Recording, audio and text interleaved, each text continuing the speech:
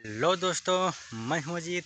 चलिए आज बात करेंगे इजराइल और फ़िलिस्तीन में जो विवाद है और हम लोगों का जो पाकिस्तान हिंदुस्तान का विवाद है उसके बारे में जानेंगे।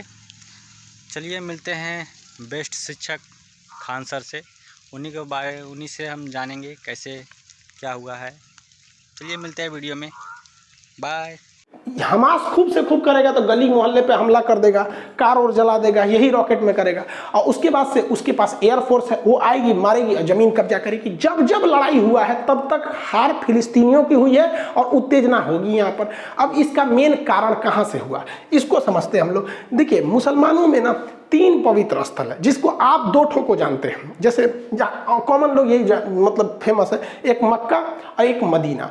ये 2 दिखता है, हालांकि ये इतना छोटा नहीं है तो बहुत बड़ा। जैसे ये मक्का है, मक्का को देखेंगे तो बहुत बड़ा है ये यहाँ पे। यही जो छोटा सा आपको दिखाया जाता है ये मक्का, जबकि ये इतना बड़ा है, बहुत बड़ा एरिया में आ जाता है मक्का। यहाँ पर यहीं पे हज करने जाते हैं मुस्लिम लोग, यहाँ पे हज करने। ये पूरा मक्का है, बहुत मतलब जिस तरह से। और ये मदीना है, मदीना। इस मदीना में आपको बस एक ग्रीन वाला ये टॉम दिखाया जाता है, ऊपर वाला ये ग्रीन यहाँ पे। तो ये मक्का और मदीना यहाँ पर। अब देखिए यहाँ पर ये हमास के रॉकेट आके यहाँ गिरे हैं, जिससे इजराइल को काफी क्षति पहुंचा और इजराइल में लगभग 7 लोगों की मौत हो गई है। इसमें एक भारतीय नर्स भी थी। भैया इनकी क्या गलती थी जो मार दिया? कम से कम आके एक बार माफी तो मांग लेते हमास वाले, फिलिस्तीन वालों, कम से कम कि भैया हम इसके लिए मतलब हमें गलती हो गई। गजब बात करते। और इजराइल ने मारा तो 67 लोग मर गए हैं यहाँ पर। अब ये लोग फिलिस्तीन वाले हल्ला कर रहे हैं, फिलिस्तीन के समर्थन वाले कह रहे हैं कि वहाँ बच्चे भी मरे हैं। तो भाई बच्चे, महिलाएं जब मरती हैं तो पूरी दुनिया मतलब सब लोग कहते हैं कि ये गलत है।